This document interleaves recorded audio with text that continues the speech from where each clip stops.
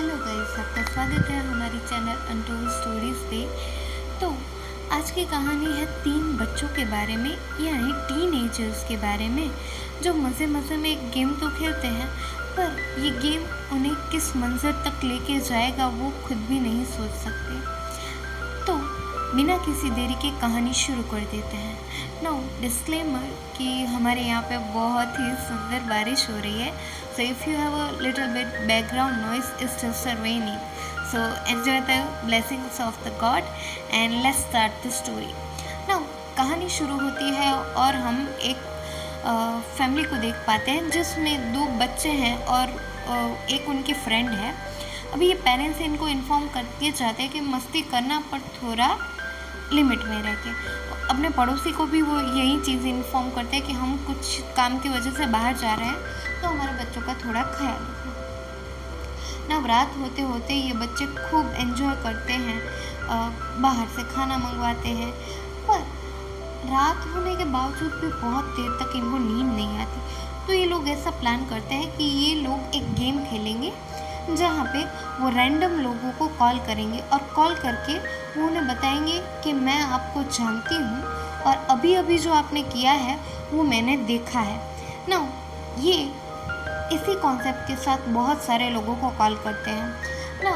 कुछ देर ये गेम खेलने के बाद ये लोग सोने का डिसाइड करते हैं, पर जब ये सोने का डिसाइड करते हैं, जिन लोगों को इन्होंने परेशान किया था उनमें से कोई एक बंदा इनके घर तक पहुंच जाता है। आखिर कैसे, हमें कुछ ही देर में पता चल जाएगा। और यहाँ पे आके वो उनको डराने धमकाने लगता है कि तुम लोगों को क्या पता है मैं कौन हूँ, तुम्हें कैसे पता चला। तो ये बच्चे उससे बहुत ज़्यादा रिक्वेस्ट करते, माफ़ी मांगते और बताते कि हम तो जस्ट गेम खेल रहे थे, पर ये आदमी उनकी बात नहीं मानता और उनसे उनके सारे डिवाइस ले लेता है और वहाँ से ये कह के निकल जाता है कि तुमको ये इंसिडेंट किसी को भी नहीं बताना ना। जब वो आदमी निकल रहा होता है, उनके पड़ोसी ये चीज़ देख लेते हैं और सुबह होते ही उनके पेरेंट्स को भी ये चीज़ इन्फॉर्म कर दी जाती है ना। सुबह होते ही बच्चे बहुत ज़्यादा नर्वस होते हैं, तभी उनके पेरेंट्स उनको बताते हैं कि कल रात को यहाँ पे कौन आया था, पर बच्चे वो चीज़ उनको शेयर नहीं कर सकते जस्ट बिकॉज उस आदमी ने ऑलरेडी उनको धमकाया हुआ है। तो फर्स्ट तो ये डिनाई करते हैं, पर जब इनको पता चलता है कि इनके पेरेंट्स पे भी अटैक हुआ है, तो ये लोग ऐसा फैसला करते हैं कि फाइनली ये सच बताएंगे। तो अहाना अपने पेरेंट्स को सच बताती है और सच बताने के बाद इनके पेरेंट्स ऐसा डिसाइड करते हैं कि एटलीस्ट हमें पुलिस की हेल्प लेनी चाहिए। तो ये तुरंत ही निकल जाते हैं पुलिस स्टेशन के लिए, पर टू देयर सरप्राइज वहाँ का जो डीसीपी था वो वही आदमी था, यानी कि कनिष्क भारद्वाज, जो उनको कल रात को धमकाने आया था, वही वहाँ का डीसीपी है। अब ये देख के बच्चे और ज़्यादा डर जाते हैं कि उनसे बहुत बड़ी मिस्टेक हो गई है।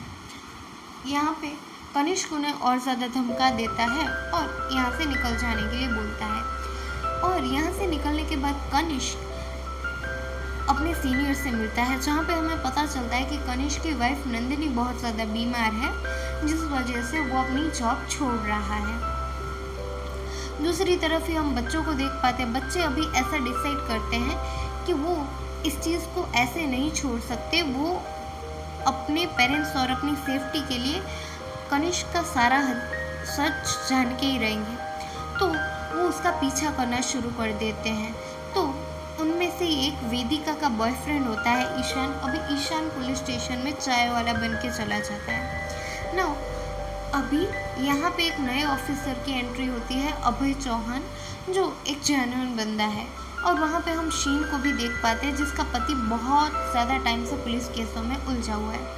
तभी यहाँ से बहाना करके ईशान तो निकल जाता है और वो युग को सारी सच्चाई बताता है कि आखिर कनिष्क यहाँ से जल्द ही निकलने वाला है, तो हमें उसके जाने से पहले सारी चीज़ें सॉल्व करनी पड़ेगी। तभी हम इंस्पेक्टर अभय के घर पहुँचते हैं, जहाँ पे पता चलता है कि he is facing financial crisis.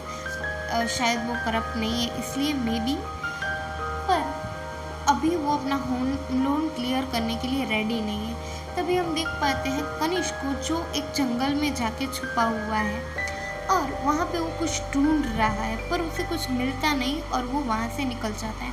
Next morning वो अपनी ऑफिस में जाता है, जहाँ पे वो अभय को उसके केसेस से दूर रहने के लिए इन्फॉर्म करता है, और ये बच्चे कनिष्क के घर पे जाने का फैसला करते हैं टू इन्वेस्टिगेट हिज हाउस।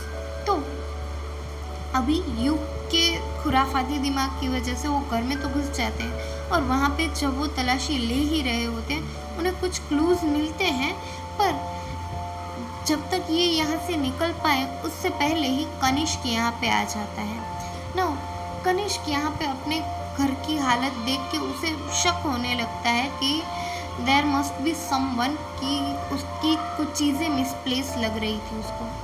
तो तभी हमें पता चलता है कि किसी रीज़न की वजह से विशाल वहीं पे फंसा हुआ रह गया था, बाकी के 3 बच्चे निकल गए थे। नाउ ये ईशान जो है वो वहाँ से भागने की कोशिश करता है, पर कनिष्क अपनी चालाकी से उसको पकड़ लेता है। नाउ यहाँ पे ईशान बहुत ज़्यादा रिक्वेस्ट करता है, पर सीन यहाँ पे ब्लैकआउट हो जाता है। यहाँ पे ये तीनों बच्चे भी बहुत ज़्यादा टेंशन में आ जाते हैं कि आखिरकार वो कैसे अपने दोस्त की जान बचाएंगे। हालांकि युग जाता है घर चेक करने के लिए, पर घर लॉक था अंदर से, जिस वजह से वो उसकी हेल्प नहीं कर पाते और वहाँ से निकल जाते हैं। रात होते ही जब ईशान की आँख खुलती है तो उसे पता चलता है कि वो किसी जंगल टाइप एरिया में है और उसके हाथ पैर बंधे हुए हैं, और नेक्स्ट मॉर्निंग ही हमें ईशान की डेड बॉडी मिलती है ना। हमारे लिए ये चीज़ क्लियर है, पर इंस्पेक्टर अभय को डाउट है कि ये वही चाय वाला बच्चा है। अगर ये चाय बेच के पढ़ाई कर रहा था तो इसकी यहाँ पे डेथ कैसे हुई और इसके पॉकेट्स में से ड्रग्स कैसे मिले। उधर कॉलेज में भी अभय के लिए श्रद्धांजलि का कार्यक्रम रखा जाता है, जहाँ पे वेदिका बहुत ज़्यादा इमोशनल हो जाती है और वो डिसाइड करती है कि कैसे भी करके वो कनिष्क से बदला लेगी। और उधर कनिष्क उल्टा उन्हीं के पेरेंट्स को बुला लेता है कि तुम्हारे बच्चे इस बच्चे के साथ इन्वॉल्व थे जो ऑलरेडी ड्रग केस में मारा गया है। तो ये पेरेंट्स भी इनके अगेंस्ट हो जाते हैं, पर सिचुएशन इनके लिए ख़राब हो रही थी दिन ब दिन। फिर भी ये खुद को संभालने की कोशिश करते हैं। इन्हीं दिनों वेदिका को ईशान की तरफ से एक पहले का मेल मिलता है, जिसमें वो अपने इमोशन एक्सप्रेस करता है to her and his friends. तो वो बहुत ज़्यादा इमोशनल हो जाते हैं, पर तभी उनको इंस्पेक्टर अभय का कॉल आता है और वो बताता है कि उनसे वो एक बार अनऑफिशियली मिलना चाहता है, जिसके लिए बच्चे भी रेडी हो जाते हैं। तो ये जब मिलते हैं तो कनिष्क के ऑलरेडी ऐसे बिहेवियर की वजह से वो अभय को भी अभी ट्रस्ट नहीं कर पा रहे, तो वो उसे सच्चाई नहीं बताते। दूसरी ओर हम अभय को देखते हैं जो ईशान के खिलाफ झूठी गवाही खड़ी कर चुका है कि वो एक ड्रगिस्ट था ऐसा। तो यहाँ पे हम शीन को देख पाते हैं जो उसी पेटलर की वाइफ थी, और वो यहाँ पे कनिष्क से बहुत ज़्यादा क्लोज हो रही थी। यहाँ पे ये अपनी चालाकी से उनकी बातें सुन लेते हैं और उन्हें पता चल जाता है कि शीन भी इनके प्लान में इन्वॉल्व है। तो ये उसका घर तक पीछा करते हैं और प्लान करते हैं कि वो अभी इस पे भी नज़र रखेंगे। तो हम देख पाते हैं शीन को, जिसके घर पे चुपके से इंस्पेक्टर अभय इन्वेस्टिगेशन करने आया है, और वो बताता है कि इतने टाइम से तुम अपने पति के लिए रिक्वेस्ट कर रहे हो और अभी तुम जा रहे हो ऐसे ही देश छोड़ के, तो थोड़ा ट्रिकी नहीं हो गए। तो वो उससे उस मामले से बाहर रहने के लिए इन्फॉर्म करती है, और ऑब्वियसली कनिष्क अभय का सीनियर है तो वो उसको धमका के उस चीज़ से बाहर निकाल देती है ना। उसी रात शीन देश से निकलने की ट्राई करती है, पर वो बच्चे उसे कंटिन्यूअस फॉलो करते हैं और उन्होंने प्लान कर ही लिया था, चाहे कुछ भी हो, अगर ये औरत एक बार निकल गई तो इसके पीछे ऑब्वियसली कनिष्क भी निकल जाएगा और उनके दोस्त की जान का बदला वो नहीं ले पाएंगे। तो वो डिसाइड करते हैं कि वो कैसे भी करके रिवेंज लेंगे।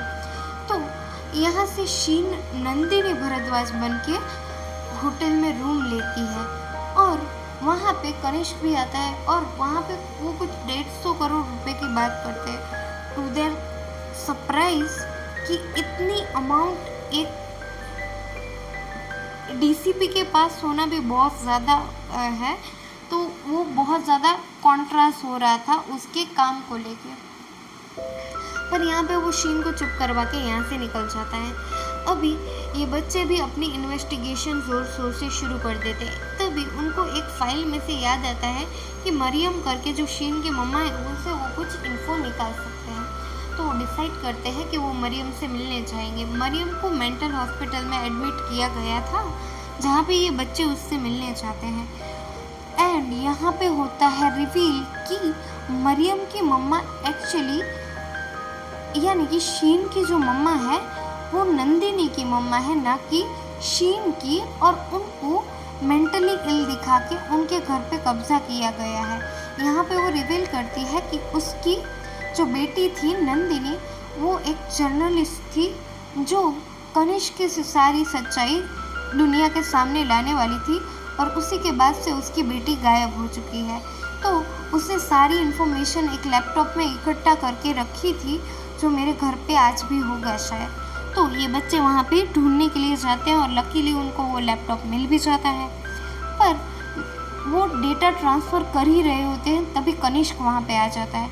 अभी कनिष्क उनको गन पॉइंट पे ले ही लेता है, पर तभी उसी घर का डोर कोई नॉक करता है। तो कनिष्क तीनों बच्चों को छुपा देता है, क्योंकि अभी तो वो उनको मार नहीं सकता। तो जब वो डोर ओपन करता है, उसके सामने होता है इंस्पेक्टर अभय। तो वो अभय को धमकाने लगता है कि तू मेरा जूनियर है, सीनियर बनने की कोशिश मत कर, अपने काम से काम रख। पर इस बात का जवाब देते हुए अभय बताता है कि वो यहाँ पे शीन के लिए नहीं, बल्कि ईशान के केस के लिए आया है। तो अभी इस डीले की वजह से बच्चे वहाँ से निकल जाते हैं, और तभी शीन का कनिष्क को कॉल आता है कि बच्चे मेरे पास है, डोंट वरी, जंगल में आ जाओ। तो ये जब जंगल में जाता है तो उसे तीनों बच्चों की डेड बॉडी मिलती है ना। ये देख के वो बहुत ज़्यादा नर्वस हो जाता है कि थोड़ा तो सोच लेती, 3 बच्चों की लाश मिलने के बाद कोई भी उसके ऊपर बहुत ज़्यादा इन्वेस्टिगेशन होगी, तो तुमने थोड़ा सा प्लान करके ये सब करना चाहिए था। तो अभी शीन बताती है वो सब जाने दो, हम अपने 150 करोड़ लेके यहाँ से निकल जाएंगे। तो यहाँ पे इनकी बॉडी को कंपोज करने के ये निकलने का प्लान करते हैं। पर तभी वहाँ पे पुलिस ऑफिसर अभय आ जाता है और अपनी जान बचाने के लिए कनिष्क शीन के ही खिलाफ हो जाता है। पर बच्चों की हेल्प की वजह से वो वहाँ से निकल जाती है और सभी इसको गन पॉइंट पे लेते हैं। तो हमें पता चलता है कि अपनी वाइफ नंदिनी को भी कनिष्क ने ही मारा था, अपने लालच को लेके। वो उसकी सच्चाई बताने वाली थी, इससे पहले ही उसने उसको ख़त्म कर दिया और उसकी बॉडी को छोटे छोटे टुकड़ों में काट के फेंक दिया। और उसी रात इन्हीं बच्चों ने उसको कॉल किया था कि मैंने आपको देख लिया है, आपने क्या किया है और आप कौन हो मैं जानती हूँ। तो हमें समझ आता है कि बच्चे इस चीज़ में क्यों फंस गए थे।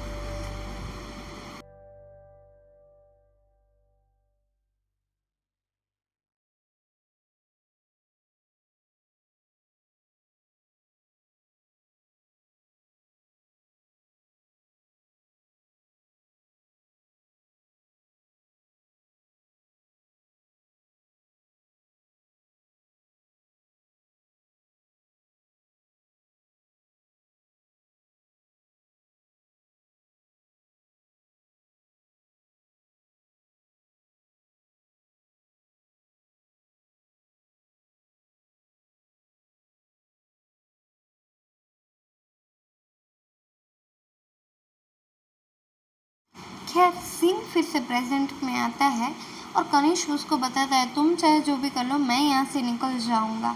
तो अभय और दूसरा ऑफिसर डिसाइड करते हैं कि वो इसको यहीं ख़त्म करेंगे और वो फाइनली कनिष्क का खात्मा कर देते हैं। और इसी के साथ बुराई की हार होती है और अच्छाई की जीत। आज के लिए बस इतना ही। थैंक्स फॉर वॉचिंग और बी अवेयर, ऐसे गेम्स खेलने से पहले थोड़ा सा अपनी सेफ्टी सोचो। पीस। Thanks for watching.